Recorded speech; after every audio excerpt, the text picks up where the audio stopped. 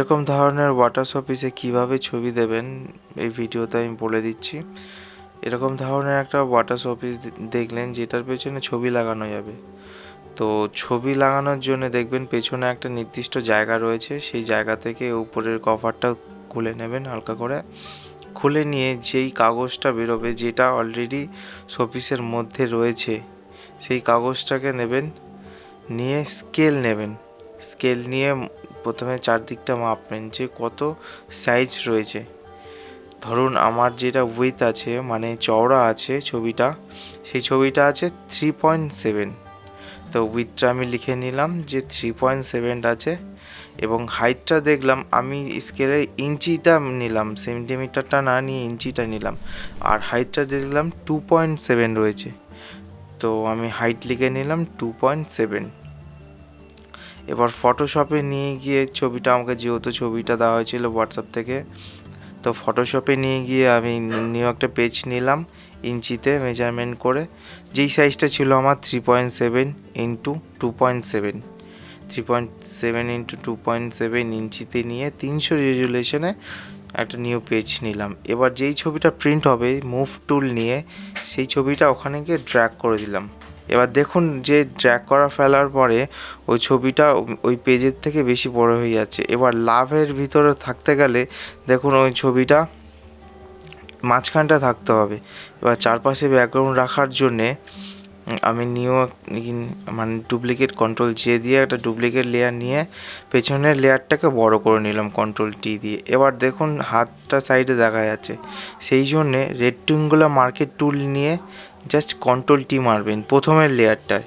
Control T দিয়ে হালকা drag করে দেবেন। দেখুন এই সাইডটা হালকা একটু হাতটা চেপে এসছে, আর এই সাইডটাও সেম একই প্রসেসে করবেন। করে দেখবেন লাভের নিচটা যেহেতু সরু মতো হয়, সুতরাং ওই ব্যাগটা হালকা করে কেটে যাবে। সামনেটা একটু ব্লার করে, মানে পেছনটা একটু ব্লার করে দেখলাম যে ঠিক লাগছে কিনা, দেখলাম না ঠিক লাগছে না, সুতরাং আমি হালকা একটা কমিয়ে ছবিটা প্রিন্ট উপযুক্ত, মোটামুটি ছবিটা প্রিন্ট করলে যে যার প্রিন্টারে বুঝে নেবে যে ছবিটা কীরকম ধরনের প্রিন্ট করলে সুবিধা হয়।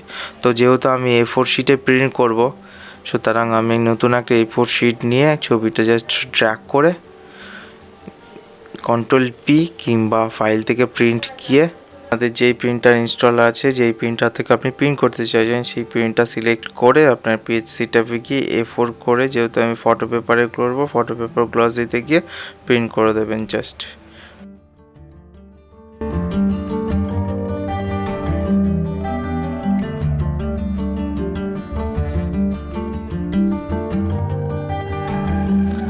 তো প্রিন্ট আউটটা হয়ে গেলে প্রিন্ট আউটের চার সাইডে আমি কাঁচি দিয়ে সমান করে কেটে নিলাম। সমান করে কেটে নিয়ে করতে হবে কি, ওয়াটার কালার পেছনে, ওয়াটার শোপিসটার পেছনে যেই কাগজটা ছিল, সেই কাগজটা ওই ছবির উপরে রেখে চার সাইড থেকে পেন দিয়ে মার্ক করে নিলাম। আর দেখতে হবে যে এই ছবিটার উপরে কোনো হেড বা কোনো ক্যারেক্টারে কোনো কিছু ইম্পর্টেন্ট জিনিস আসছে কিনা। যদি এসে থাকে তাহলে ছবিটা আবার প্রিন্ট করে ওই জিনিসটাকে রিমুভ করতে হবে। তো কাঁচি দিয়ে আমি ছবিটাকে চারপাশ থেকে সমান করে কেটে নিলাম।